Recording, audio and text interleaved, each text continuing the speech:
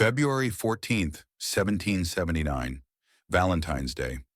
While couples in Charleston exchanged flowers and poetry, Andrew Pickens stood in frozen darkness 150 miles northwest, studying the terrain below through eyes that had learned to read violence in every shadow. 300 men waited behind him, militia farmers who'd ridden through sleet and mud for 2 days without proper sleep. Below, 700 British Loyalists and Creek warriors slept around campfires, believing themselves safe in numbers. Andrew's fingers rested on the long rifle that had killed men in 3 wars. 6 weeks ago, he'd sworn a sacred oath to never raise this weapon against the British crown again. The question wasn't whether he'd break that oath. He'd already decided. The question was what kind of man that decision would make him, and whether the Republic struggling to birth itself in blood and betrayal would prove worth the cost of his soul. But to understand how a deeply religious farmer becomes the kind of man who breaks his word and builds legend from the wreckage, you have to go back. Back to Pennsylvania dirt and Scots-Irish prayers. Back to a 9-year-old boy learning that survival on the American frontier required more than faith. It demanded the willingness to become something your parents might not recognize. Andrew Pickens entered the world on September 19, 1730, in Paxtang, Pennsylvania, when the colonies still believed themselves proper British subjects and the word revolution existed only in astronomy. His father, also Andrew, had fled to Ulster with nothing but Presbyterian conviction and the kind of spine that doesn't bend under persecution. The elder Pickens embodied every Scots-Irish virtue and vice, stubborn as granite, honest to the point of pain, and convinced that God's elect could be identified by their capacity for hard work and harder prayer. Young Andrew grew up in a cabin where the Bible was read every night by firelight, where a handshake meant more than any legal document, and where the phrase, "a man's word is his bond," wasn't poetry, but iron law. That world taught Andrew what honor meant before he understood what honor cost. 1739 brought the decision that would shape everything after. The elder Pickens announced they were leaving Pennsylvania, heading south into the Carolina backcountry, into the Waxhaw region where civilization ended and something older began. Andrew was 9 years old enough to understand they were abandoning safety, too young to comprehend what they were riding toward. The journey took weeks, wagon trains moving through forests so dense that noon felt like dusk, across rivers swollen with spring rage, through territories where Cherokee and Catawba and Creek nations contested every mile. Other Scots-Irish families traveled with them, Presbyterian exiles seeking land and freedom from coastal aristocrats who treated frontier folk like livestock that happened to speak English. The Waxhaw in 1740 existed in that strange space between wilderness and settlement, where European ambition met indigenous reality. The land itself seemed designed to break men or make them mythical. Rolling hills thick with oak and hickory, pine forests that whispered in wind, that carried the scent of possibility and danger in equal measure. Creeks ran clear enough to see the stones on the bottom, and game was so abundant that poor shooting felt like moral failure. But abundance came with a price calculated in scars and graves.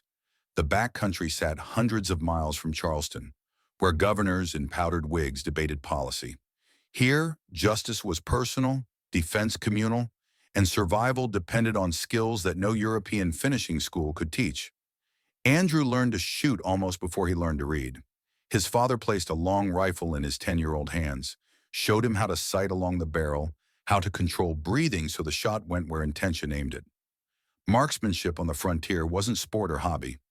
It was the difference between eating and starving, between defending your family and watching them die.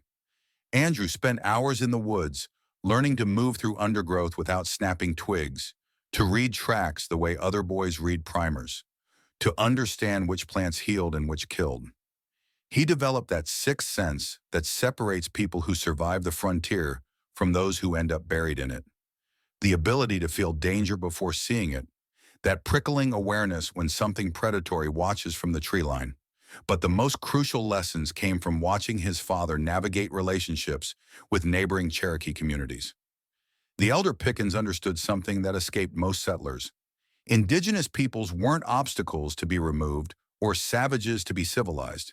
They were nations with their own laws, their own diplomacy, their own concepts of honor that sometimes aligned with and sometimes contradicted European notions. He taught young Andrew to learn Cherokee customs, to understand their principle of reciprocity, to respect territorial claims even when those claims conflicted with settler hunger for land. Andrew absorbed these teachings the way soil absorbs rain. He learned that true strength wasn't about military might alone. Real power required understanding your enemy well enough to make them not your enemy at all.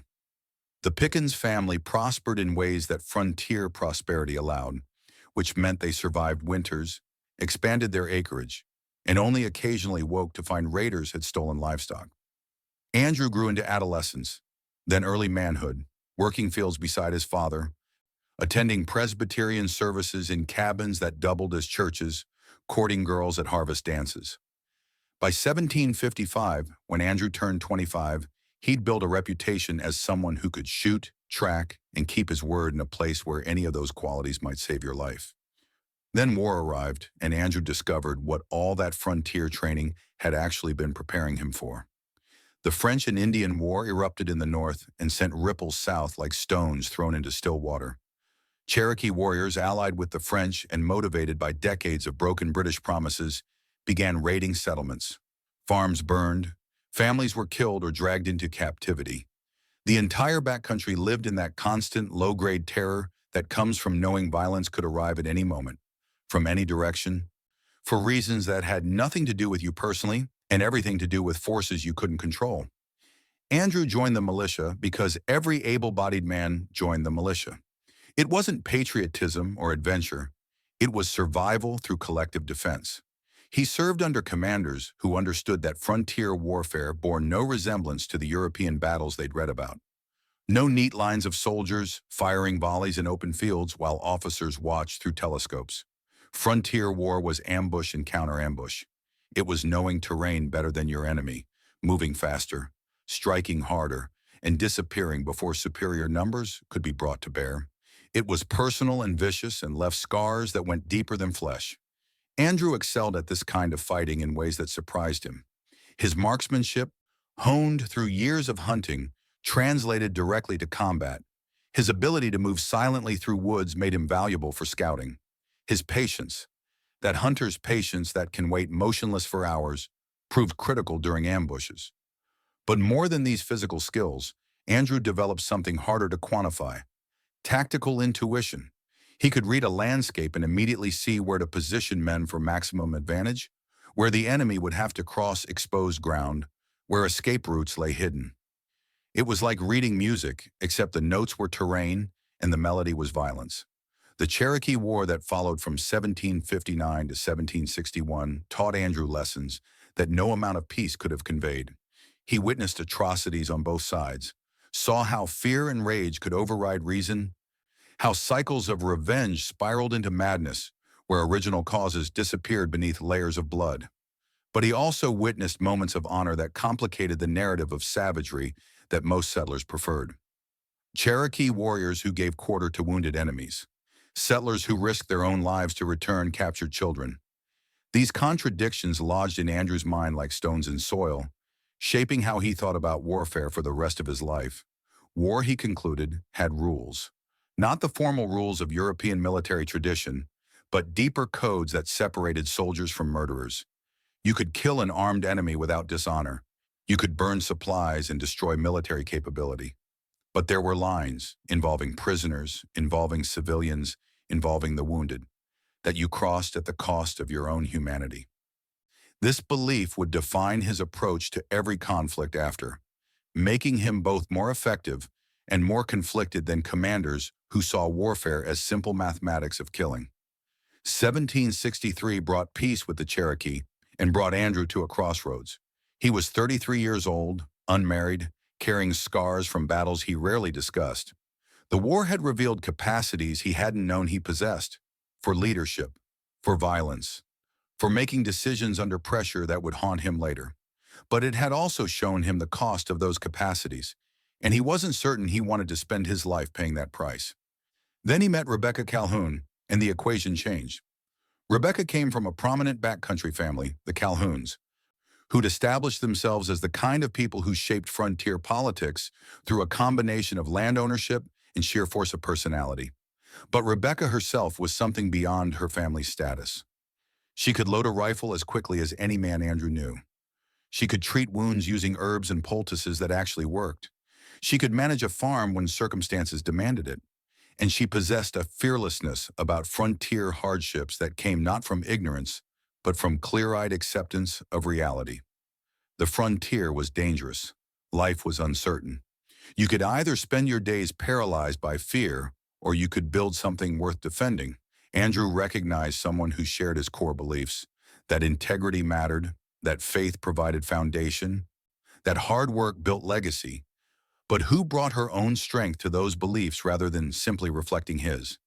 They married in 1763, and Andrew discovered that partnership could multiply capability rather than just divide labor.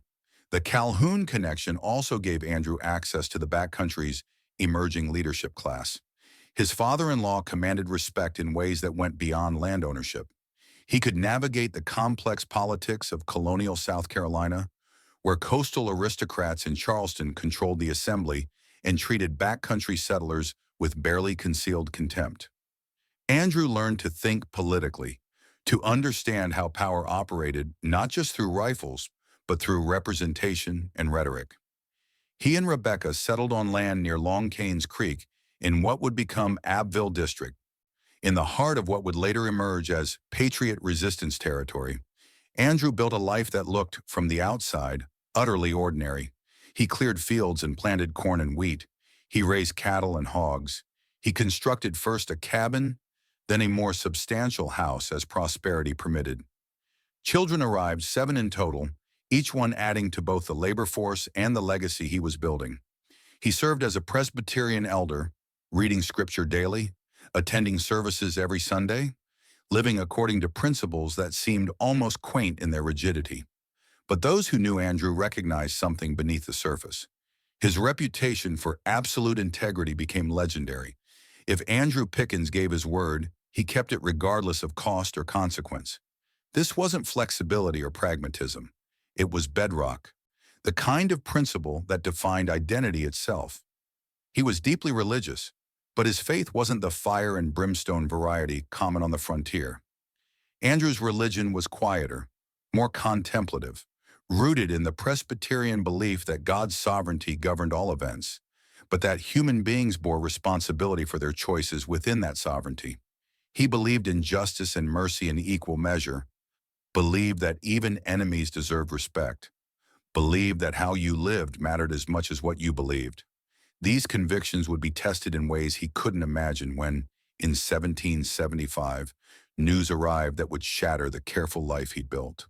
Lexington and Concord, British regulars firing on colonial militia. Blood spilled over taxes and representation, and the question of whether free men had the right to govern themselves. The news spread through the backcountry like wildfire through dry grass, and everywhere it touched, it forced decisions that couldn't be unmade. In coastal cities like Charleston, the divisions were relatively clear. Wealthy merchants and planters who resented British taxation became patriots. Crown officials and those whose fortunes depended on British trade became loyalists. But in the backcountry, loyalty was vastly more complicated. Here, allegiance wasn't about abstract political philosophy. It was personal, tangled up in old grudges, family connections, economic interests, and religious affiliations. The backcountry was a patchwork of communities that often distrusted each other as much as they distrusted the coastal elite. Scottish Highlanders who'd fled Britain after failed rebellions sometimes supported the crown out of complex loyalty. Scots-Irish Presbyterians like Andrew often opposed British authority, but also resented the Charleston aristocrats who'd ignored and exploited them for decades. Andrew found himself torn in ways that went deeper than politics. He had no love for the British government, which had spent decades neglecting the backcountry while taxing its produce. The colonial assembly in Charleston, dominated by wealthy coastal planters, had consistently refused to give backcountry settlers adequate representation or protection. But revolution, actually breaking away from the crown entirely, this was a step that carried implications Andrew understood better than most. Revolution meant war. and Andrew had seen enough war to know its costs couldn't be calculated in advance. What finally pushed Andrew toward the patriot cause was a combination of principle and pragmatism that he'd later spend years trying to disentangle. The principle was straightforward. Free men should have a say in the laws that govern them, the taxes they paid, the wars they fought. The British government, as Andrew saw it, had violated the fundamental covenant between rulers and ruled. But pragmatism mattered too. Andrew could see that the backcountry would become a battleground regardless of his personal feelings. Neutrality wasn't an option. The only question was which side to support, and the Patriots offered something the British couldn't: a vision of a society where backcountry farmers like him would have real political power instead of serving as the resource base for coastal aristocrats. In 1775, Andrew joined the Patriot militia. He was 45 years old, far older than most recruits, but his experience in the Cherokee War made him immediately valuable. He was commissioned as a captain and given command of a company drawn from his district. These weren't professional soldiers. They were his neighbors, farmers, blacksmiths, storekeepers, men who had families and farms they couldn't abandon for extended periods. Leading militia required a completely different approach than leading regular troops. You couldn't simply issue orders and expect obedience. You had to earn respect, understand their concerns, know when to push and when to grant leave for planting or harvest. Andrew proved to be a natural leader of militia in ways that had nothing to do with formal military training. He never asked his men to do anything he wouldn't do himself. He shared their hardships, ate the same rations, slept on the same ground. But he also maintained discipline without becoming tyrannical. He understood that frontier democracy meant officers and enlisted men were social equals in civilian life. In camp, a captain could give orders, but he'd better have solid reasons, and he'd better be willing to explain those reasons rather than hiding behind rank. Andrew's quiet competence, his reputation for integrity, his proven courage in previous conflicts, these earned him a loyalty that drilling and punishment never could. His men trusted him because he'd demonstrated over years that he kept his word and valued their lives. The first years of the Revolution in the South were relatively quiet, almost anticlimactic after the dramatic break with Britain. The British strategy focused on the northern colonies, where major cities and population centers offered more promising targets. In South Carolina, Patriots and Loyalists skirmished, but there were no major battles, no dramatic confrontations. Andrew spent this period training his men, scouting Loyalist strongholds, participating in the slow work of building Patriot infrastructure in the backcountry. He learned the art of intelligence gathering, cultivating sources among neutral families who could report on Loyalist movements. He learned logistics, the unglamorous but critical work of gathering supplies, arranging for powder and shot, ensuring his men had shoes and blankets. Then 1778 arrived, and everything changed with the speed of summer lightning. The British shifted their strategy completely. They would abandon the North, where Washington's Continental Army had proven surprisingly resilient, and focus on the South. The British believed, with some justification, that the southern colonies harbored stronger Loyalist sympathies. They believed that capturing southern ports and cities would cut off supplies to the Continental Army. And they believed that the fractured, contentious nature of backcountry politics would make it easy to turn the region into a Loyalist stronghold. In late 1778, British forces captured Savannah, Georgia. The blow was devastating. Georgia's Patriot government collapsed almost overnight. Loyalist militia, emboldened by British support, began raiding Patriot settlements with savage enthusiasm, settling old scores that had nothing to do with political philosophy and everything to do with personal grudges. Refugees streamed into South Carolina, carrying stories of atrocities, of women and children not spared, of patriots who'd surrendered being killed anyway. The message was unmistakable. The war had come south, and it would be fought with a brutality that made earlier campaigns look restrained. Andrew understood immediately that the backcountry would become the decisive battleground. The British could take coastal cities. They had the naval power and the regular troops. But they couldn't control the interior without securing the backcountry, and that meant they would try to crush Patriot resistance wherever it emerged. Andrew began preparing his men for a different kind of war, not the conventional battles that Continental officers dreamed of, but a guerrilla campaign that would bleed the British through 1,000 small cuts. In January 1779, Andrew's worst fears crystallized into immediate threat. A large force of British Loyalists and Creek warriors, led by Colonel James Boyd, crossed from Georgia into South Carolina. Boyd's mission was straightforward: march through the backcountry, rally Loyalists to the British cause, terrorize patriots into submission. His force numbered around 700 men, heavily armed and confident. Boyd believed that patriot resistance would crumble once faced with overwhelming force. He was catastrophically wrong. Andrew mobilized his militia, sending riders to neighboring districts with a simple message that carried the weight of survival: rally at the appointed place. Bring every man who can carry a rifle. The response was immediate despite the bitter cold and the risk of leaving families unprotected. Militia from across the region gathered, arriving on horseback and on foot, carrying long rifles and squirrel guns, dressed in hunting shirts and worn boots. They came because they trusted Andrew Pickens, and because they understood that if Boyd's force wasn't stopped, their farms would be next. Andrew now commanded about 300 men, outnumbered more than 2-to-1 by Boyd's Loyalists. Conventional military wisdom said he should retreat, wait for reinforcements, avoid battle. But Andrew understood something that British officers, with their European training and their contempt for colonial militia, fundamentally didn't grasp. In guerrilla warfare, numbers mattered less than terrain, surprise, and the moral commitment of your troops. His men were fighting for their homes, their families, their futures. Boyd's Loyalists were miles from their base, deep in hostile territory, and many were probably questioning their commitment to a cause that offered them little beyond the chance to settle old scores. Andrew set about gathering intelligence with the methodical thoroughness that characterized his approach to everything. Where was Boyd headed? What route would he take? Were there deserters who might provide information? He dispatched scouts who returned with crucial news. Boyd was heading toward the Savannah River, planning to cross at a place called Kettle Creek. The terrain there favored an ambush. Steep hills covered in thick forest overlooked the creek crossing. If Andrew could get his men into position before Boyd arrived, he could hit the Loyalists while they were strung out, vulnerable, focused on crossing the creek rather than defending against attack. But there was a problem that threatened to derail the entire plan. To reach Kettle Creek before Boyd, Andrew's militia would have to march through the night, covering nearly 40 miles in darkness, through freezing rain and mud. His men were already exhausted, hungry, cold. Could he ask them to endure even more? Andrew didn't hesitate, but neither did he command. He explained the situation plainly, treating his men like the free citizens they were fighting to remain.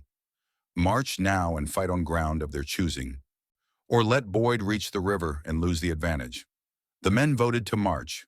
What followed was one of those forced marches that separate committed troops from fair-weather soldiers. They moved through darkness so complete that men could barely see the person ahead, stumbling over roots, splashing through icy streams, driven forward by the knowledge that homes and families depended on what happened next. Andrew pushed them hard but not recklessly. He called brief halts every few hours, just long enough for men to catch their breath and check their rifles. He moved among them constantly, offering quiet encouragement, checking on stragglers, making sure no one fell too far behind. His presence, calm and confident, reminded them why they trusted him in the first place. By dawn on February 14th, they had reached the hills overlooking Kettle Creek. Andrew immediately surveyed the ground with the practiced eye of someone who'd spent 30 years learning to read terrain for tactical advantage. Boyd's force would have to descend into the creek valley, then climb the opposite bank. While crossing, they would be vulnerable, strung out, unable to form proper defensive lines. The key was to let most of them cross, then hit them from multiple directions while they were still disorganized. He divided his force into 3 groups with the kind of clarity that comes from absolute confidence in both plan and men. He would lead the center, hitting Boyd's main force head-on once they were across the creek. Colonel John Dooley would take the left wing, swinging wide to attack Boyd's flank. Colonel Elijah Clark would take the right, doing the same from the other side. It was a classic double envelopment, the same tactic Hannibal had used at Cannae nearly 2,000 years earlier. But executing such a maneuver with militia, with no time for rehearsal, on unfamiliar ground in freezing weather. This required perfect timing and absolute trust. Andrew positioned his men on the wooded hillside, spacing them out to make the force look larger than it was. He gave instructions that were simple and clear because complicated orders get garbled in the chaos of combat. Wait for his signal. Aim carefully. Fire at officers first, then reload and keep firing until the enemy broke. Don't pursue individually. Stay together. These weren't sophisticated tactics, but they were exactly right for militia warfare, where discipline often mattered more than training. Then they waited. Minutes stretched into hours. Cold seeped through hunting shirts and into bones. Men flexed numb fingers, trying to keep them ready to pull triggers. Andrew moved quietly along the line, his presence calming nervous soldiers. He learned that leadership in moments like these wasn't about rousing speeches or theatrical gestures. It was about being seen, being calm, projecting confidence that the plan would work. Around mid-morning, scouts brought word in whispers that carried the weight of imminent violence. Boyd's force was approaching. Andrew sent final instructions to Dooley and Clark: wait for the sound of his first volley, then attack, and return to his position. Through the trees, he watched as the Loyalist column began descending toward the creek. Boyd's men looked confident, almost casual, talking and laughing. Some of them leading pack horses loaded with supplies. They had no idea they were walking into a trap, no idea that 300 rifles were trained on them from the hillside. Most crossed the creek without incident, then began ascending the opposite bank. Some started unsaddling horses and stacking weapons, planning to stop for a midday meal. It was the kind of fatal mistake that happens when commanders grow overconfident, when they assume enemy weakness instead of verifying it. Andrew waited until nearly all of Boyd's force had crossed and begun settling into their undefended camp. Every second increased the advantage, but also increased the risk that someone would spot them. The tension was exquisite, that moment before violence when everything hangs balanced on the edge of possibility. Then Andrew raised his rifle, sighted on a Loyalist officer organizing men near the creek bank, and fired. The shot echoed through the valley like thunder announcing storm, and suddenly 300 rifles erupted from the hillside in a noise that seemed to crack the world open. The effect was devastating beyond what even Andrew had hoped. Caught completely by surprise, the Loyalists were thrown into chaos. Men scrambled for weapons. Horses reared and bolted. Officers shouted contradictory orders. And all the while, rifle balls poured into the camp with deadly accuracy that came from a lifetime of frontier marksmanship. Colonel Boyd tried to rally his men, forming them into a defensive line. He was a capable officer, experienced and brave. But Andrew had anticipated this.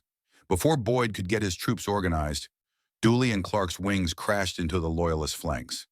Now the battle became a swirling melee fought at close range among the trees. Rifle fire gave way to hand-to-hand combat. Men fought with tomahawks, hunting knives, rifle butts, anything that could kill.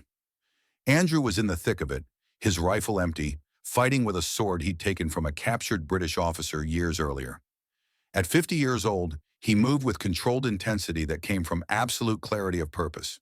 He rallied his men when they wavered, pushed forward when the Loyalists tried to form a line, always keeping pressure on Boyd's disintegrating force. Boyd himself was mortally wounded, shot multiple times while trying to organize a counterattack. With their commander down and under attack from three sides, the Loyalist force broke. Men threw down weapons and ran. Others tried to surrender, holding up hands or calling out for quarter. And here Andrew Pickens revealed something about his character that would define his entire military career and complicate his legacy. He ordered his men to stop firing on those who surrendered. In the heat of battle, with blood up and men wanting revenge for Loyalist raids on Patriot settlements, this wasn't an easy order to enforce. Some militia wanted to kill every Loyalist they could catch. Andrew wouldn't allow it. He personally intervened to protect prisoners, positioning himself between vengeful militia and captured Loyalists. When one of his subordinates argued that Loyalists deserved no mercy given their treatment of Patriot families, Andrew's response was absolute. We are soldiers, not murderers. These men have surrendered, and they will be treated as prisoners of war.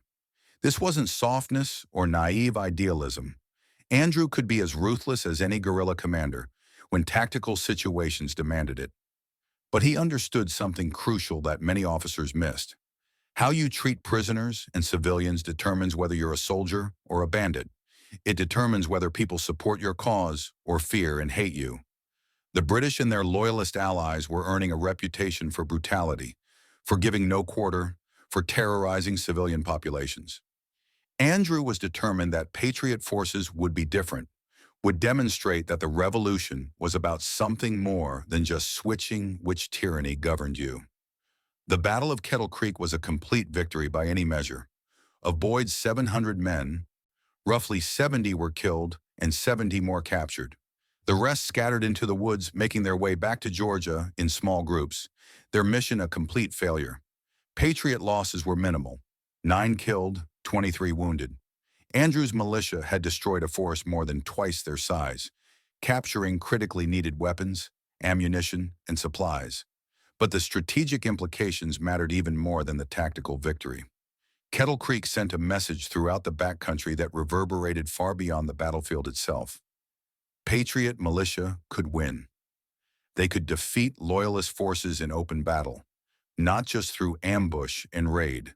The victory energized Patriot recruitment and demoralized Loyalists who had been counting on British support.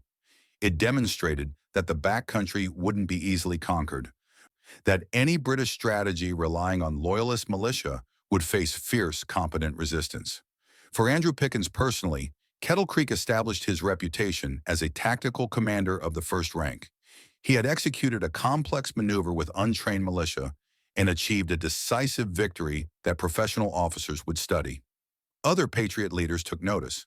The Continental Command began to see backcountry militia not as an irregular nuisance, but as a critical component of Southern strategy. But if Andrew thought Kettle Creek would lead to more victories, to a steady progression toward independence, he was quickly and brutally disappointed. The months following the battle revealed just how precarious the Patriot position really was, how close the entire revolution in the South stood to complete collapse. May 17th, 1780. Charleston fell to British forces in what would become the worst American defeat of the entire war. General Benjamin Lincoln surrendered his entire army, over 5,000 men, along with weapons, supplies, and ships that the fledgling republic couldn't afford to lose. The news reached Andrew's district 3 days later, carried by a rider whose horse was lathered with foam and whose face held the kind of exhaustion that comes from outrunning catastrophe. Andrew stood in his doorway, listening to the report, and with each sentence, he felt the careful structure he'd built over 5 years of resistance begin to crack. The Patriot government of South Carolina essentially ceased to exist.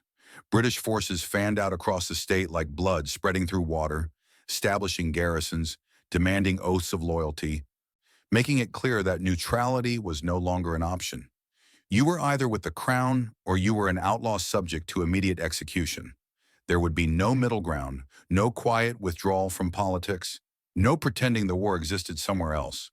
But the British made a calculation that would ultimately cost them the entire South, though they couldn't see it yet. They decided that everyone who had previously supported the Patriot cause must formally renounce that support and actively join Loyalist militia.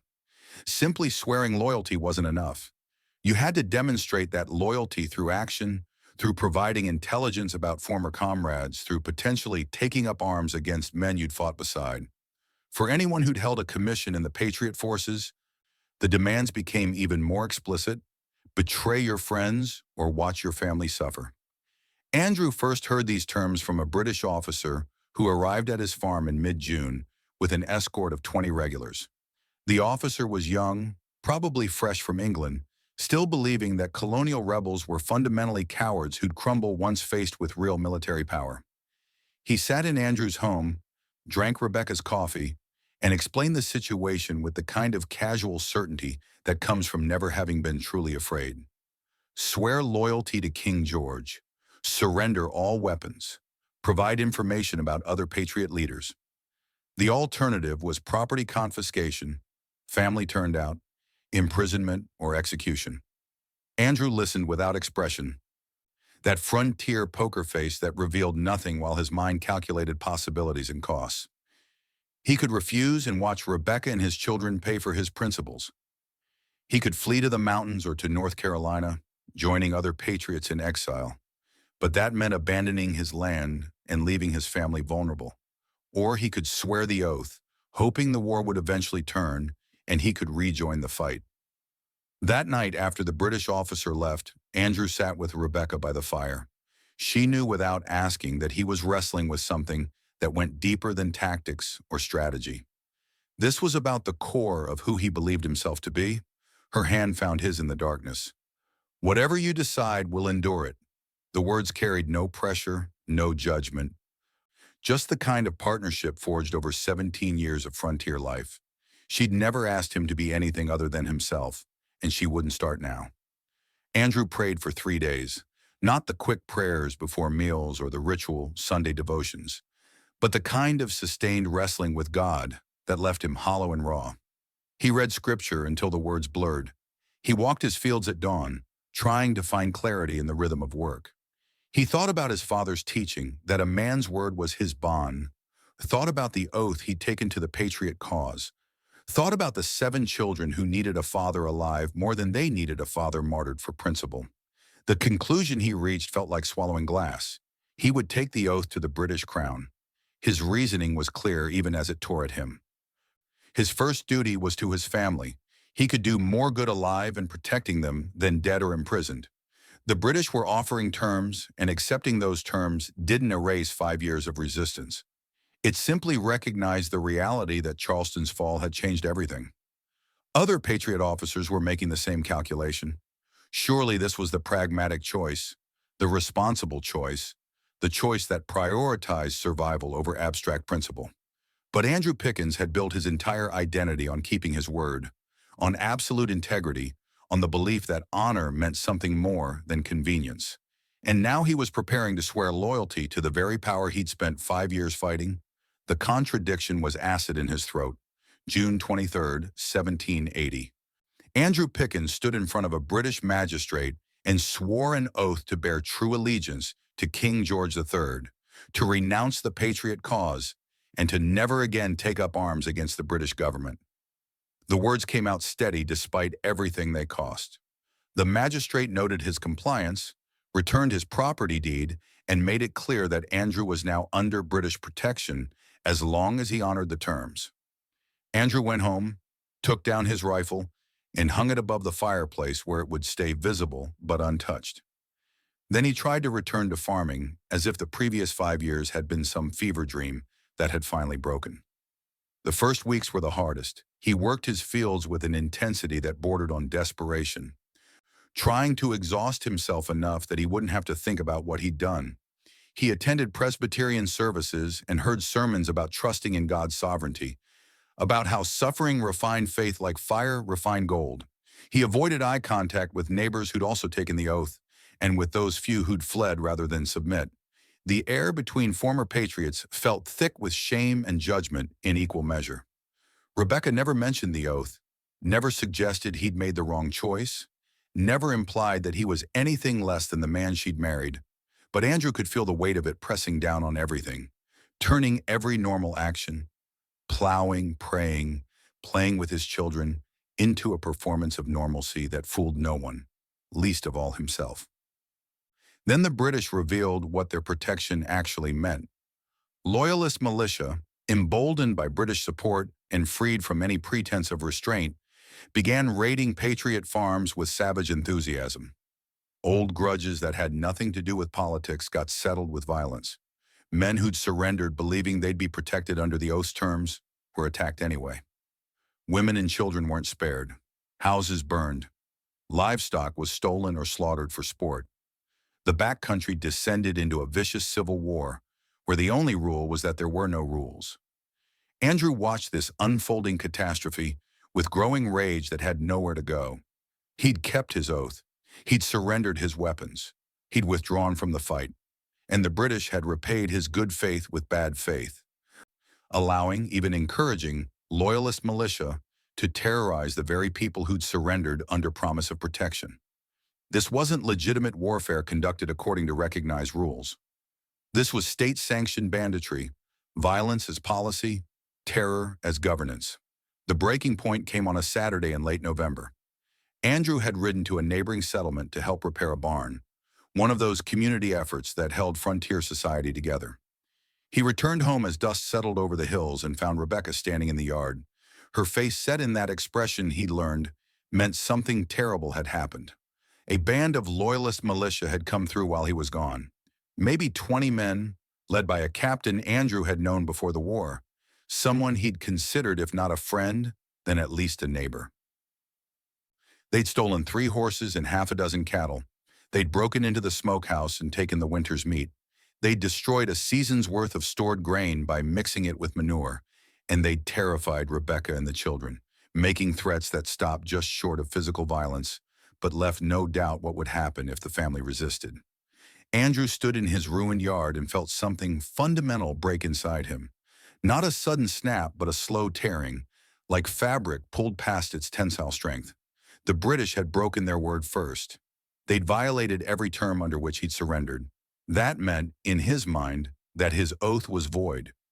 You couldn't honor a contract when the other party had already demonstrated they had no intention of honoring theirs. But Andrew Pickens wasn't a man who made decisions in anger, no matter how justified that anger might be. He spent 5 days in prayer and contemplation, wrestling with the moral dimensions of breaking an oath even when that oath had been extracted under duress and immediately violated by the receiving party.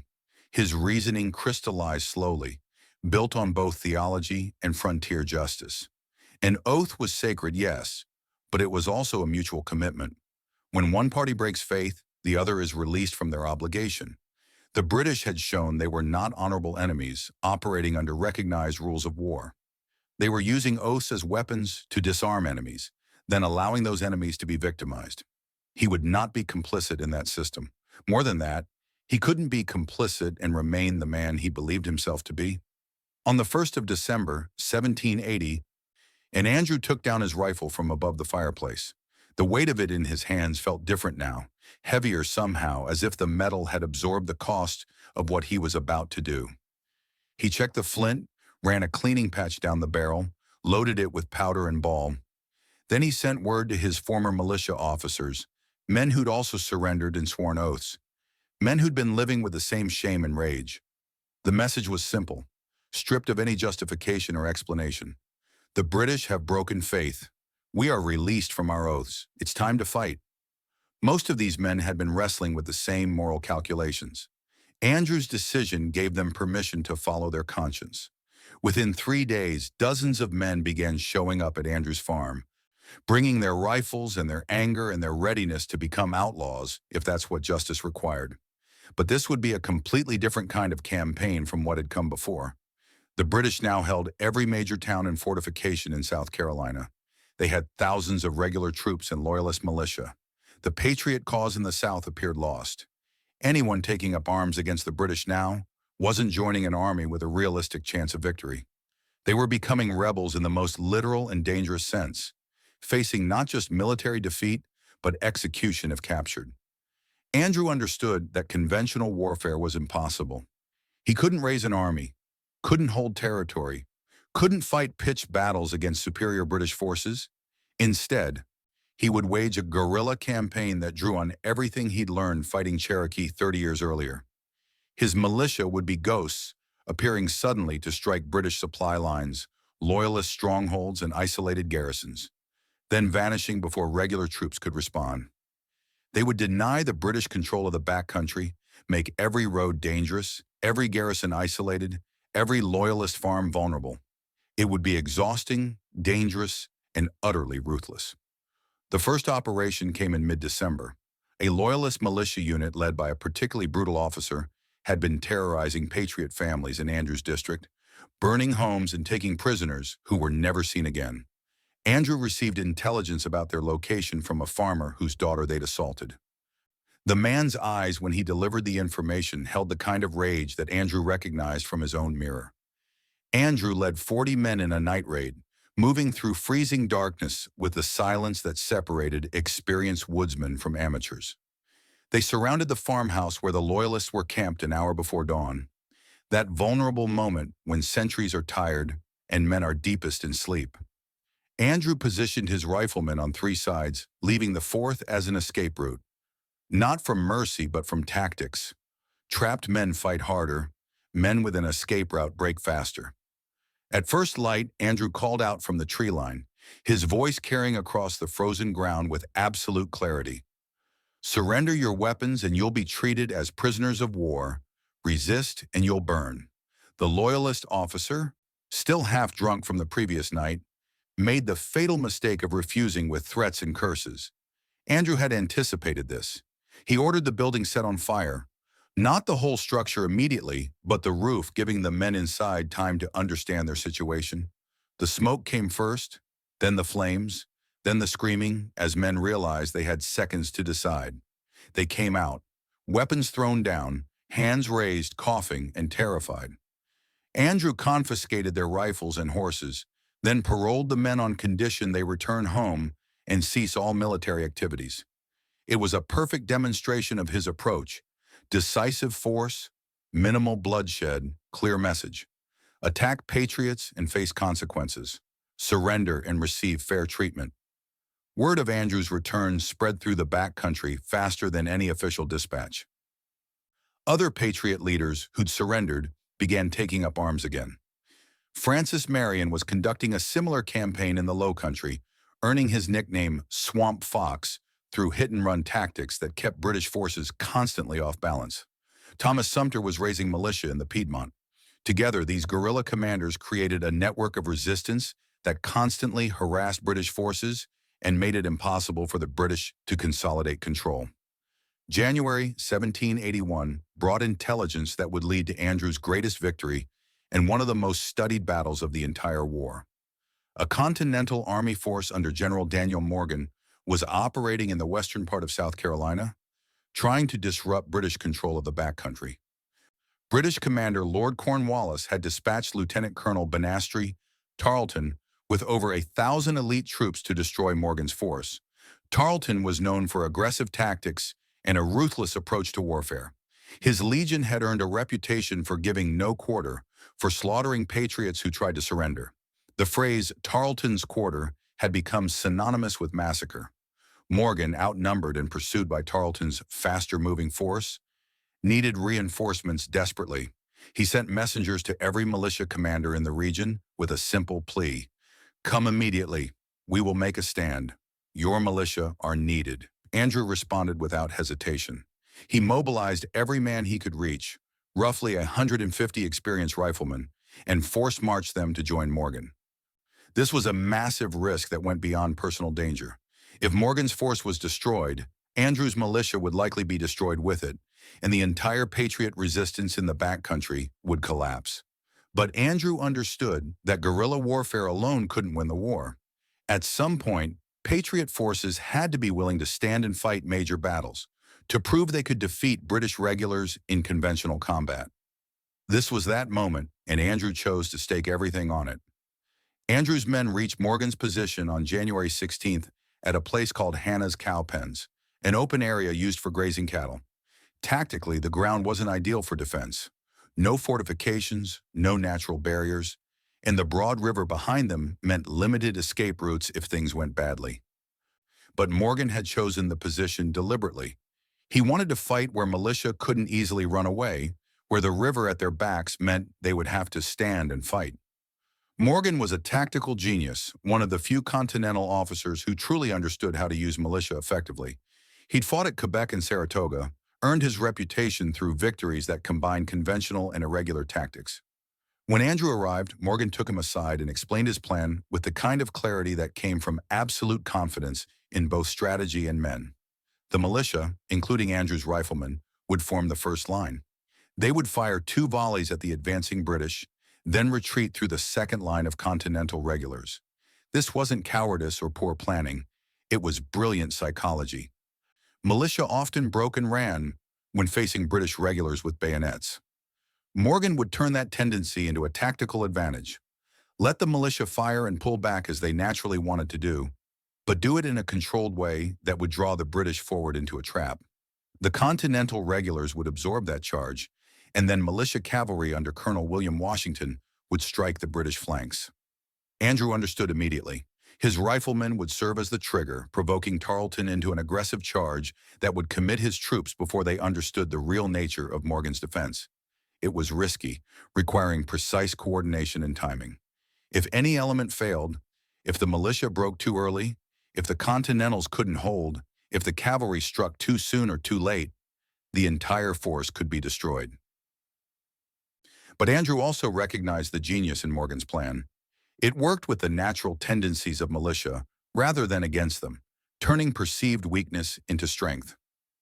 The morning of January 17, 1781, Tarleton's force appeared through the morning mist. Over 1,000 men, British regulars, Tory militia, and the feared British Legion cavalry. They were confident, expecting another easy victory over Patriot militia.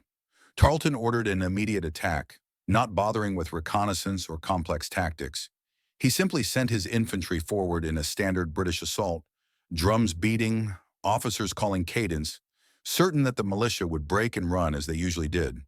Andrew's riflemen waited, lying prone or kneeling, to make themselves smaller targets, rifles steady, breathing controlled. Andrew moved among them one last time, his presence more important than any words. He could see the British infantry coming on in their neat lines, professional and disciplined, and utterly unprepared for what was about to happen.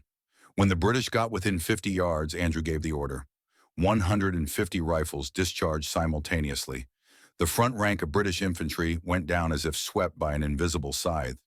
Before the British could recover, before their officers could process what had just happened, Andrew's men reloaded with the speed that came from a lifetime of frontier hunting and fired again. More British soldiers fell. Then, exactly as planned, Andrew's militia fell back through the Continental line. The British, seeing militia retreating, assumed victory was at hand. They charged forward with even more enthusiasm, breaking their neat formations in their eagerness to catch the fleeing Americans. They ran straight into Morgan's Continentals, who delivered disciplined volleys that stopped the British charge cold. The battle became a close-range firefight, red-coated British regulars and Continental Army soldiers standing within 50 yards of each other, trading volleys and taking casualties. At the critical moment when the battle hung in the balance, Morgan ordered a bayonet charge. The Continentals surged forward just as Washington's cavalry smashed into the British flanks. And here Andrew Pickens demonstrated the kind of tactical flexibility that separated competent commanders from exceptional ones. Instead of continuing to retreat, instead of staying safely behind the Continental line, he rallied his militia and brought them back into the fight. His riflemen hit the British right flank at exactly the moment when Tarleton's force was most vulnerable, already staggered by the Continental charge and the cavalry assault. The British line collapsed completely. Tarleton's entire force was destroyed. Over 100 British soldiers killed, over 800 captured. Only Tarleton himself and a handful of cavalry escaped. American losses were minimal: 12 killed, 60 wounded. It was one of the most complete victories of the entire war, a tactical masterpiece that proved American forces could not just defeat, but utterly destroy elite British units. Morgan, in his official report to Congress, specifically praised Andrew's gallant conduct, but the significance went far beyond personal recognition. Cowpens validated everything Andrew believed about frontier warfare. Disciplined militia, properly led and employed according to their strengths rather than their weaknesses, could accomplish what many Continental officers thought impossible. Strategically, Cowpens changed the course of the war in the South. Cornwallis, furious at Tarleton's defeat, began a pursuit of Morgan that would ultimately lead him north to Virginia and to Yorktown, where he would surrender to Washington. British control of the backcountry, which had seemed absolute after Charleston's fall, never recovered. Loyalist militia, who had been counting on British military support to protect them from Patriot reprisals, began melting away as they realized the British couldn't actually control the interior. But if Andrew thought Cowpens marked a turning point toward easy victory, he was quickly disabused of that notion. The months following the battle revealed that winning conventional engagements was only one part of the struggle. The other part, darker and more morally complex, was the civil war that continued to rage across the backcountry. As British conventional forces began withdrawing to coastal strongholds, the conflict in the interior became increasingly a fight between Patriot and Loyalist militia. And civil wars, as Andrew was learning, are always the most vicious because they strip away any pretense of political principle and reveal the personal hatreds underneath. Andrew conducted what amounted to a systematic campaign to eliminate Loyalist resistance in backcountry South Carolina. This wasn't glorious warfare celebrated in songs or remembered in paintings. It was hard, brutal work that left stains on everyone involved. His militia would receive intelligence about a Loyalist stronghold, force march through the night, surround the position at dawn, and demand surrender. Sometimes the Loyalists surrendered, sometimes they fought. The men who surrendered were given a choice: swear allegiance to the patriot cause and return home, or face imprisonment or worse. This period also saw Andrew's most controversial action. A Loyalist officer who had been particularly brutal in his treatment of patriot prisoners was captured after a skirmish. The man had earned a reputation for torture and mutilation, for killing wounded men, and for atrocities against civilians. Andrew convened what amounted to a military trial. Evidence was presented. The Loyalist officer was given a chance to defend himself, and then, after deliberation, Andrew authorized his execution. The execution was carried out by firing squad, not in the heat of battle, but as a calculated act of military justice. Andrew justified it by pointing out that the officer had violated every accepted rule of warfare, and that his execution served as a warning to other Loyalists about the consequences of atrocities. But it troubled Andrew deeply. He was not a man who took killing lightly, and executing prisoners, even those who arguably deserved it, went against principles he'd held his entire life. The line between justice and revenge, between legitimate military necessity and murder, felt razor thin in moments like these. Throughout this brutal period, Andrew maintained his reputation for treating Native American communities with respect and attempting to prevent atrocities on both sides. The Cherokee had initially sided with the British, believing that a British victory would protect their lands from settler encroachment. Andrew understood their reasoning in ways most colonial leaders couldn't or wouldn't. The Cherokee were fighting for the same reason everyone else was: to protect their homes and families from forces they couldn't control. He went out of his way to arrange prisoner exchanges, to prevent his militia from attacking Cherokee villages, to argue for negotiations rather than extermination. This approach, rare among American commanders, earned him the Cherokee name Skyagunster, the wizard owl. In Cherokee culture, the owl was associated with wisdom and the ability to see in darkness, both literal and figurative. The name was a mark of respect, recognition that Andrew was different from other colonial leaders who saw indigenous peoples as obstacles to be removed rather than as nations with their own sovereignty and honor. After the war, this reputation would allow Andrew to negotiate treaties that, while still fundamentally unfair to the Cherokee, were far better than what other American negotiators would have imposed. But that was future consideration. In the moment, Andrew simply acted according to principles he'd held since childhood: that even enemies deserve respect, that violence should be constrained by honor, that how you fought mattered as much as whether you won. By early 1782, organized Loyalist resistance in the backcountry had collapsed. British forces remained in Charleston and Savannah, but they no longer controlled the interior. Andrew's militia had accomplished its mission. The backcountry was secured for the patriot cause, but the cost had been staggering in ways that went beyond casualty counts. Communities were devastated. Families had been torn apart. Neighbor had fought neighbor, often settling old grudges that had nothing to do with politics. The landscape was dotted with burned farms and unmarked graves. The scars of civil war would take generations to heal, if they ever truly healed at all.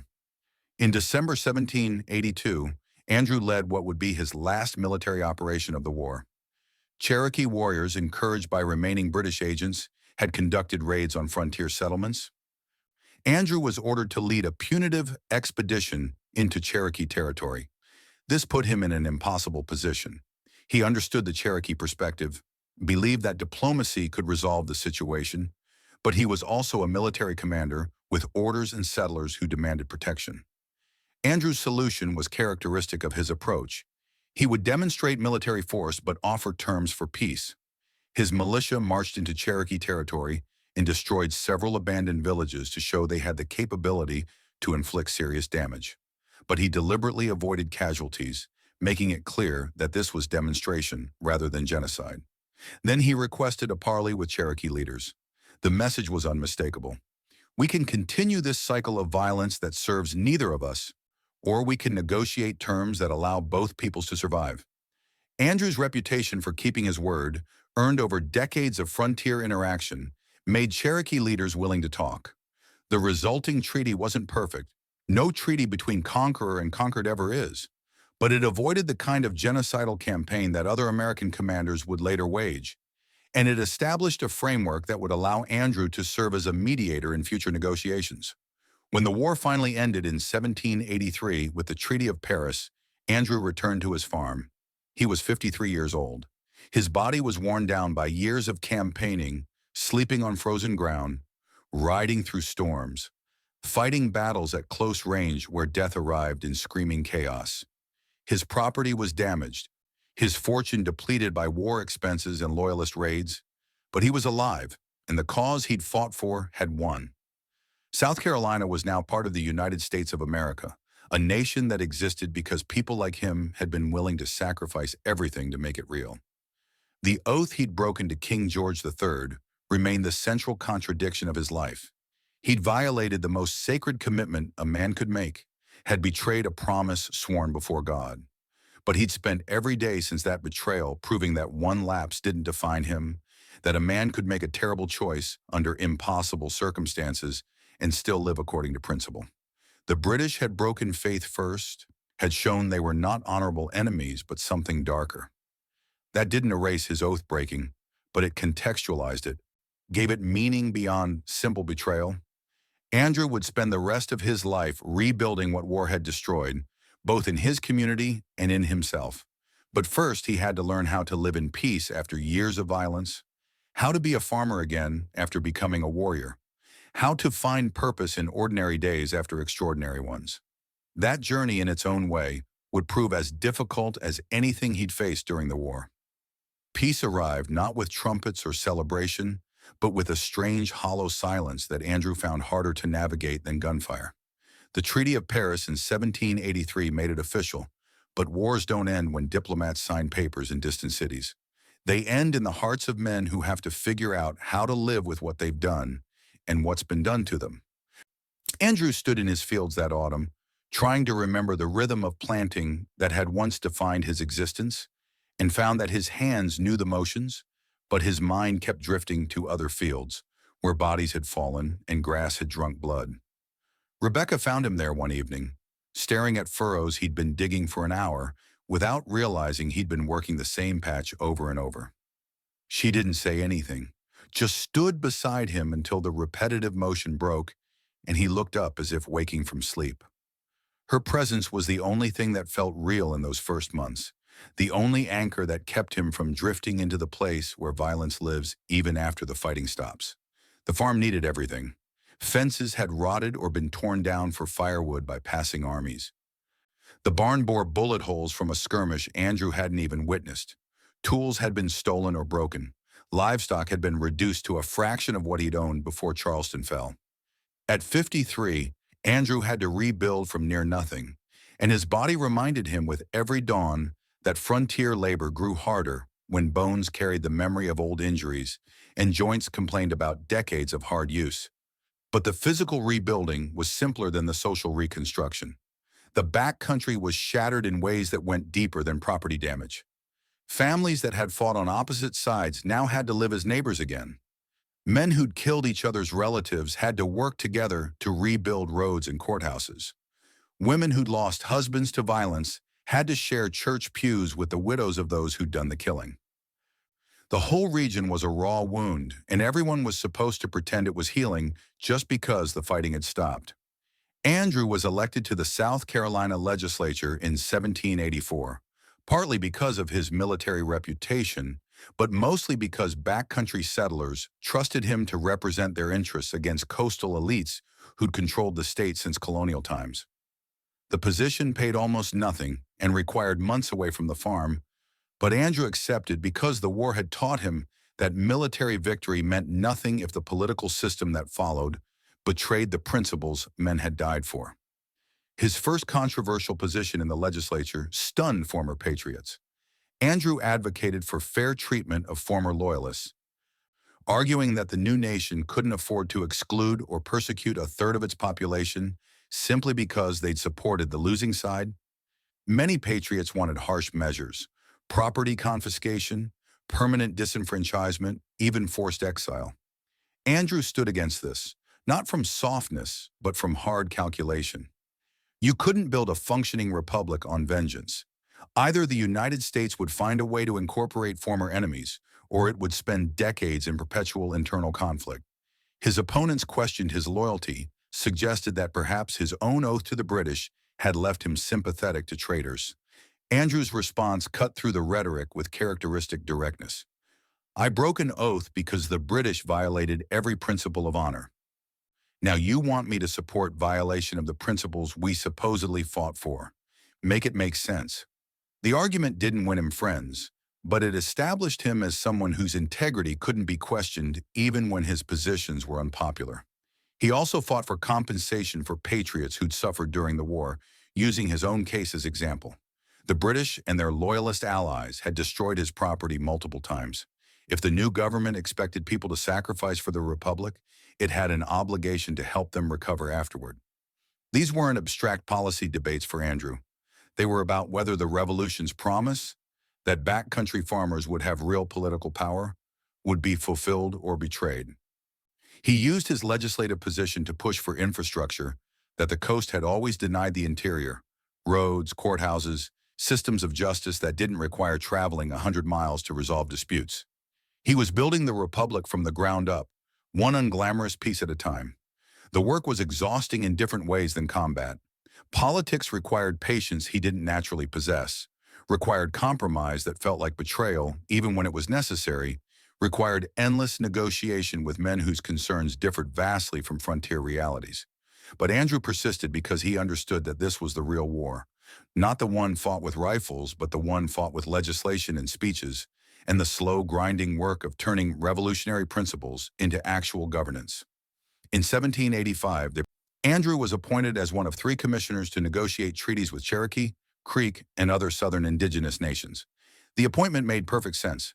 His reputation among Cherokee, Skyagunster, the Wizard Owl, made him uniquely positioned to bridge the vast gulf between American expansion and indigenous survival. But it also placed him in the most morally complex situation of his life, one that would haunt him far longer than any battle. The Cherokee were facing catastrophic pressure. American settlers were encroaching on their lands with increasing aggression, often ignoring any pretense of legal boundaries. State governments, particularly Georgia and North Carolina, were demanding massive land cessions.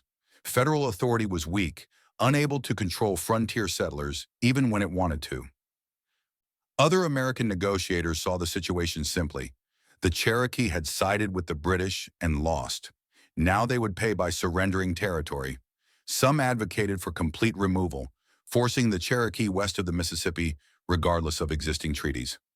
Andrew arrived at the treaty ground near Hopewell, South Carolina, in November 1785, carrying both official authority and personal conviction that this negotiation represented a test of whether the United States would honor its professed principles. The Cherokee delegation included leaders Andrew had fought against during the war, men who remembered him as someone whose word could be trusted even when that trust carried terrible cost. The negotiations lasted 3 weeks. Not the formal sessions where everyone spoke for the record, but the real negotiations that happened in the margins. Evening conversations by firelight, walks along the river where honest assessment could be spoken without an audience, moments where Andrew had to balance his role as American commissioner with his belief that the Cherokee deserved better than what America was offering. The Cherokee chief who'd led raids against Andrew's district during the war confronted him on the 4th day, speaking through an interpreter but with eyes that needed no translation. "You broke oath to British king. Why should we trust you?" The question was designed to expose hypocrisy, to reveal that American promises were worthless. Andrew understood this. His answer would either establish foundation for negotiation or prove that the United States was no different from any other conquering power. "I broke that oath because the British broke theirs first." Andrew met the chief's gaze without flinching, aware that everyone present, Cherokee and American alike, was listening with absolute attention.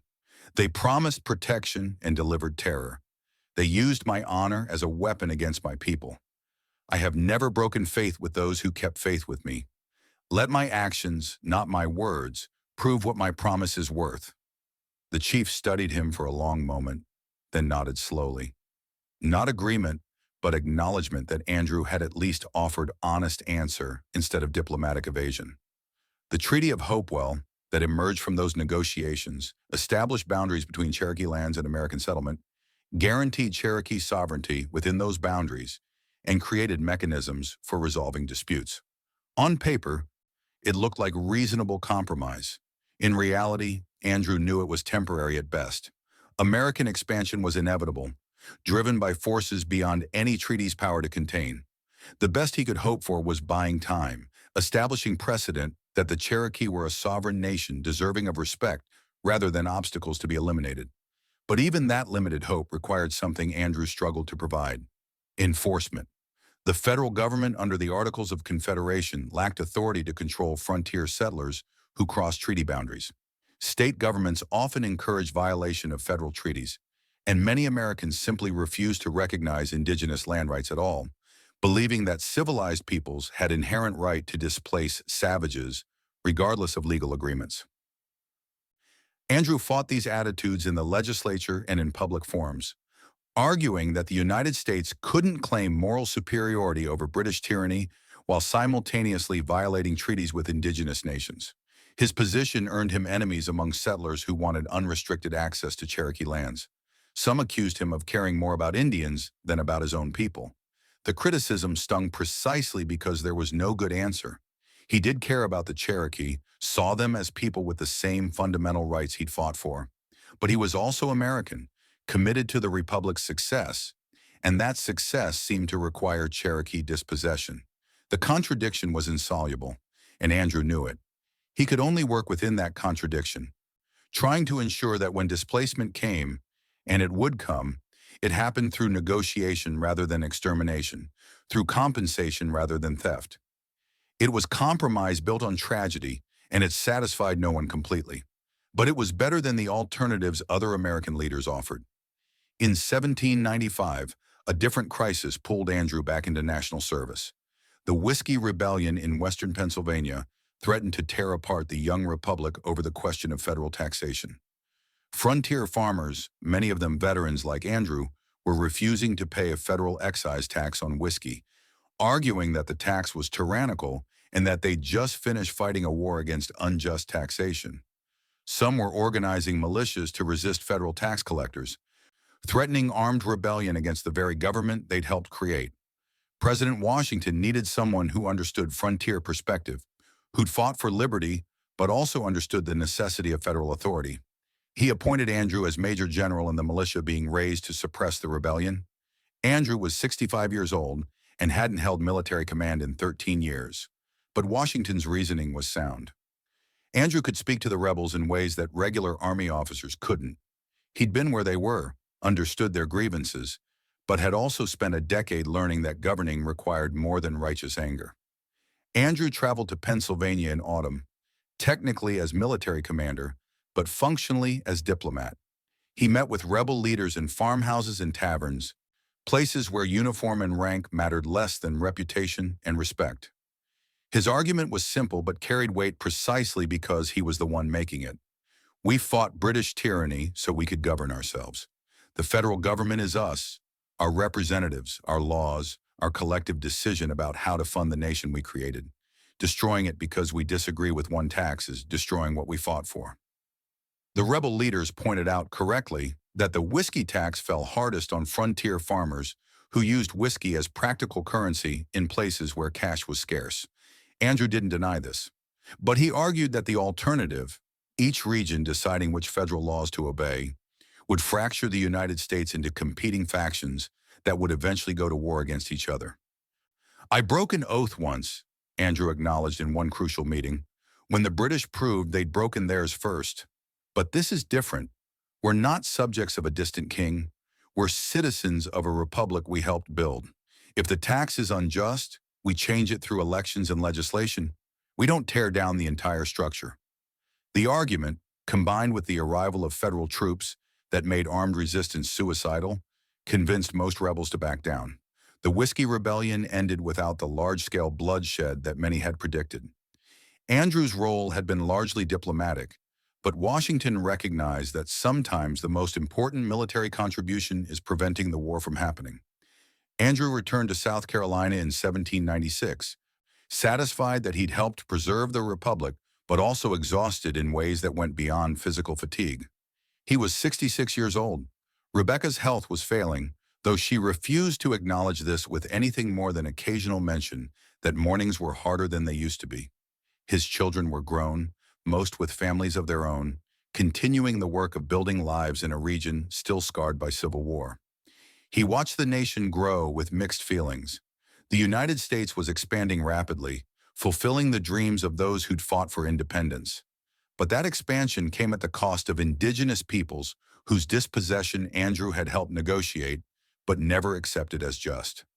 The Cherokee were being pushed further and further from their ancestral lands, despite treaties, despite promises, despite everything Andrew had argued for in legislature and negotiating sessions. In 1805, Andrew attended his last treaty negotiation, serving again as commissioner in talks with Creek and Cherokee nations. He was 75 years old, his body worn by decades of hard labor and harder memories. The younger American negotiators were less interested in fairness than in extracting maximum land cessions for minimum compensation. Andrew found himself fighting his own delegation as much as negotiating with indigenous leaders, arguing for terms that at least pretended to honor previous agreements. The Creek chief who led their delegation was young enough to be Andrew's grandson, but his eyes held the kind of weariness that comes from watching your people's world disappear.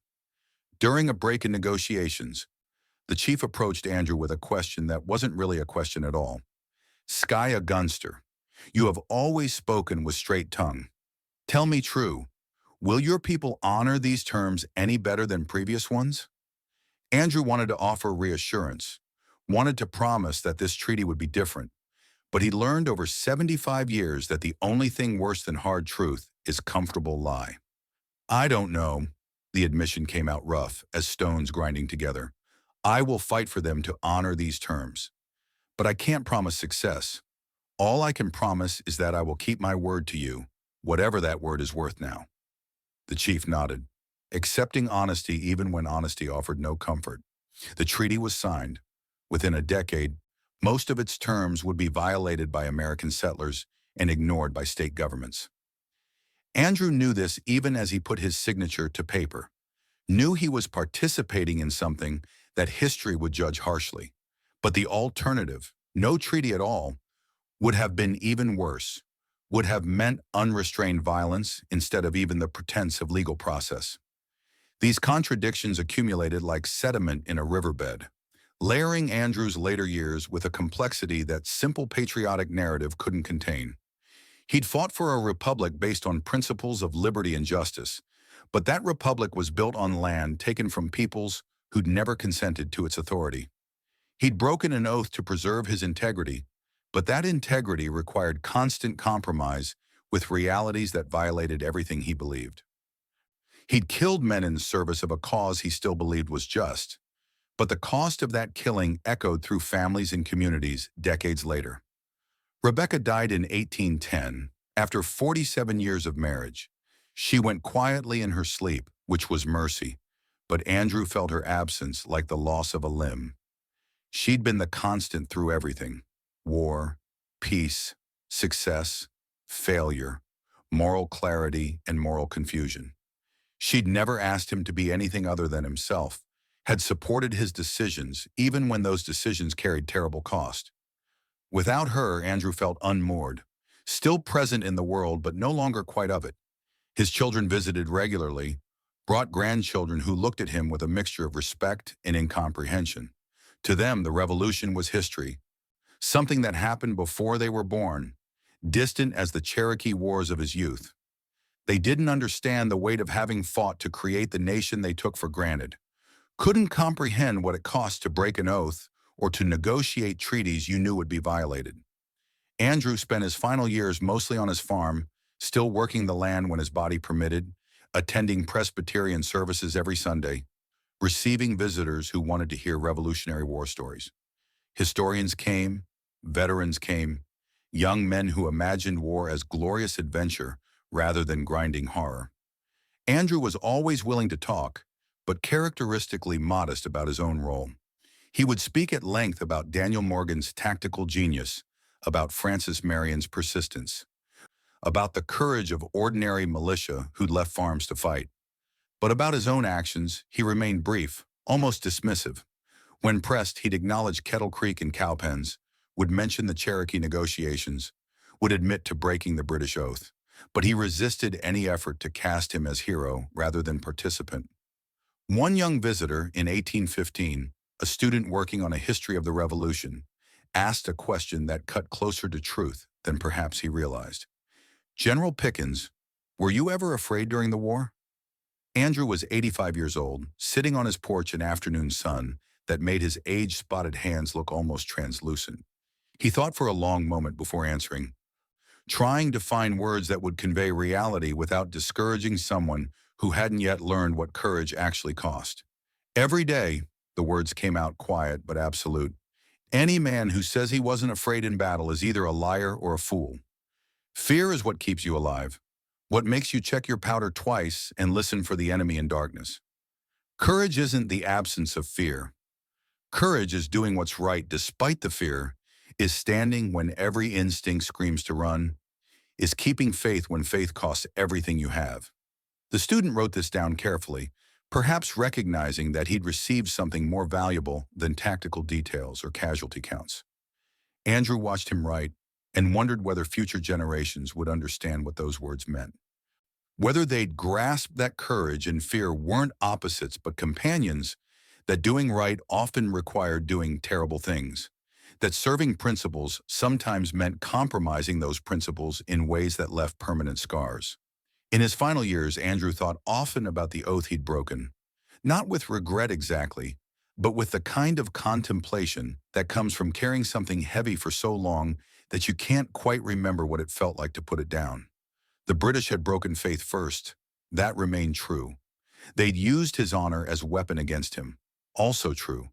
Breaking the oath had been necessary to protect his family and to continue fighting for the cause he believed in. True as well. But truth didn't erase the fact that he'd violated the most sacred commitment a man could make, had sworn before God to one thing and then done another. That he'd had good reasons didn't change the fundamental reality of the act. It contextualized it, gave it meaning beyond simple betrayal, but it didn't make the betrayal disappear. Andrew concluded in his methodical way that this was simply the cost of living according to principle in an imperfect world. You made the best decisions you could with the information available, accepted the consequences of those decisions, and spent the rest of your life proving that one terrible choice didn't define you. He'd broken an oath once. He'd kept every other promise he'd made for the following 37 years. History would judge whether that was sufficient. On August 11th, 1817, Andrew Pickens died peacefully at his home, surrounded by children and grandchildren who'd gathered as his health failed. He was 86 years old, having lived long enough to see the United States expand dramatically, to see many of the men he'd fought alongside pass away, to see the Cherokee push steadily westward despite every treaty he'd negotiated. His last days were marked by increasing confusion, moments of clarity interspersed with periods where he seemed to be living in the past, fighting battles that had ended decades ago. In one of those final clear moments, his eldest son asked if he had any regrets. Andrew considered this with the same thoroughness he'd brought to every important question. I regret the necessity of war. I regret every man I killed, even those who deserved killing. I regret that we couldn't build the republic without displacing peoples who'd lived here for centuries. But I don't regret fighting for the principle that free men should govern themselves. And I don't regret breaking an oath to tyrants who broke theirs first. He was buried in the Presbyterian churchyard he'd helped establish, under a simple stone that noted his service in the Revolution and his work in building the new nation.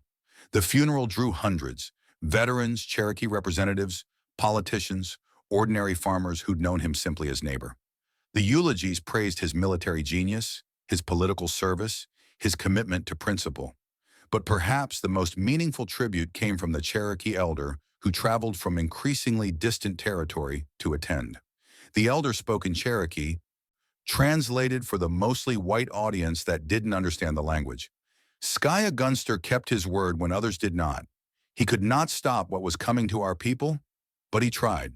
In times when few tried, that matters. The statement carried weight precisely because it acknowledged both Andrew's efforts and their ultimate failure.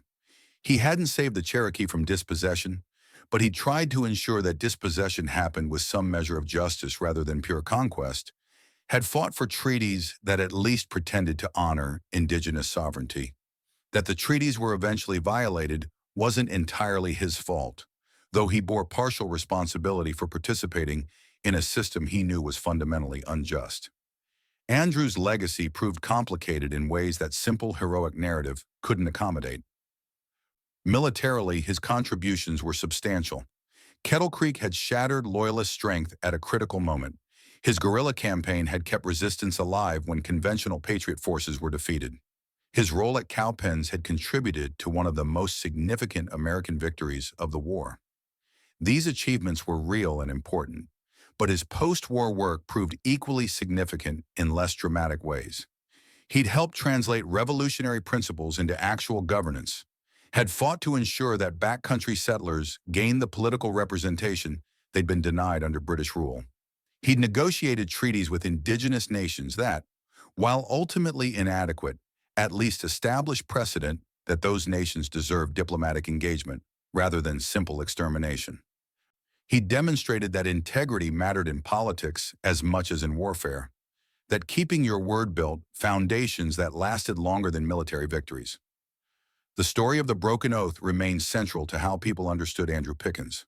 Some saw it as proof that principles could be situational, that even the most rigid honor could bend when circumstances demanded. Others saw it as justification for breaking any promise when convenient, as evidence that oaths meant nothing. But those who knew Andrew best understood something more subtle, that he'd broken one oath under extreme duress when the receiving party had already violated their end of the bargain and had then spent 37 years demonstrating that this single lapse didn't define him. The question of whether breaking the oath was right remained unanswerable in any absolute sense. The British had broken faith first, that was clear. Andrew's family would have suffered if he'd refused, also clear. The Patriot cause benefited from his return to arms, undeniable. But oaths are sacred precisely because they bind us even when keeping them is inconvenient or costly. By that standard, Andrew had failed the test of absolute principle. Yet absolute principle carried its own dangers. Had Andrew kept his oath to the British? Had he sat out the remainder of the war? Would that have been more honorable? Or would it have been collaboration with tyranny, using honor as excuse for inaction? These questions had no simple answers, which was perhaps the most important lesson Andrew's life offered. In the decades after his death, Andrew Pickens faded from national memory in ways that more flamboyant revolutionary figures did not. There were no major biographies, no popular songs, no paintings commissioned to commemorate his victories. Outside South Carolina, his name appeared in history books as a footnote, if at all. The backcountry he'd fought for and helped build was absorbed into the expanding nation, its unique character diluted by waves of new settlement. But in the communities where he'd lived and fought, memory persisted in ways that went deeper than formal history. Pickens County was named in his honor, though many residents couldn't have explained exactly what he'd done to deserve the recognition. Battle sites at Kettle Creek and elsewhere bore historical markers that most people drove past without stopping. His farm was eventually subdivided and sold, the land worked by people who had no idea of its significance. Yet occasionally someone would stop at those historical markers, would read about the battle fought there, would wonder about the man who'd led militia to victory against superior numbers. And in those moments, Andrew Pickens would become briefly real again. Not as mythical hero, but as recognizable human being, flawed and conflicted, and ultimately courageous in ways that mattered. In Cherokee communities, scattered and diminished by forced removals and broken treaties, the name Skyagunster persisted in oral tradition. Not as savior, The Cherokee were under no illusions about what Andrew had or hadn't been able to prevent. But as one of the few American leaders who treated them with respect, who tried to honor his word even when his nation wouldn't support that effort. The memory was bittersweet, tinged with awareness of what might have been if more Americans had shared Andrew's approach. The broader lesson of Andrew Pickens' life lay not in his military victories or political achievements, but in the example he set of ordinary humanity facing extraordinary circumstances. He wasn't a military genius like Napoleon or a visionary leader like Washington.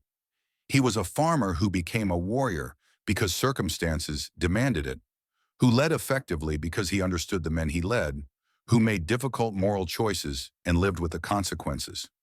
His story suggested that history isn't shaped only by famous generals and political leaders, but by thousands of ordinary people who, when confronted with injustice or tyranny or impossible choices, decide to act rather than submit.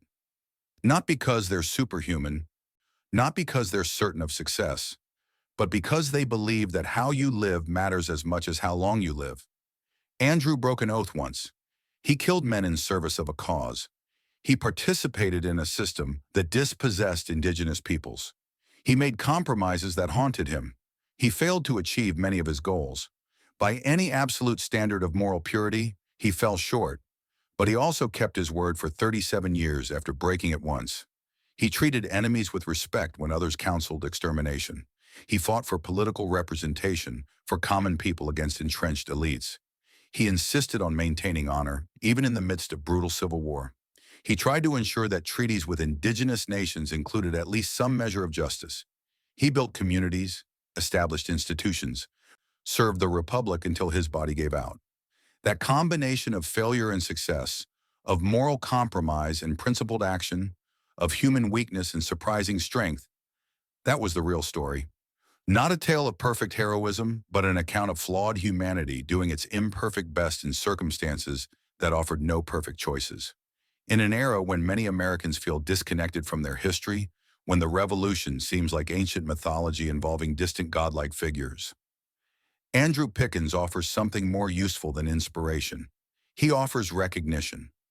Recognition that the people who built this nation were recognizably human, scared, conflicted, sometimes wrong, often exhausted, but ultimately willing to sacrifice comfort for principle, to endure hardship for freedom, to keep fighting when surrender was easier. His legacy lives not in monuments or textbooks, but in the structure of the republic he helped create, imperfect, struggling, constantly failing to live up to its founding principles, but still standing because people like him believed it was worth the cost. The backcountry gained representation. Indigenous nations received treaties, however inadequate. The principle that governments require consent of the governed took root. These weren't complete victories, but they were real achievements born from real struggle.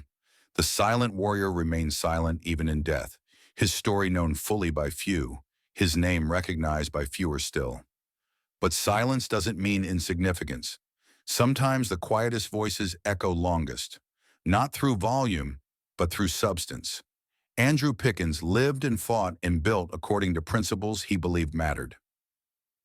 That those principles were tested, compromised, occasionally betrayed, that was the human condition. That he kept trying anyway, that was the legacy.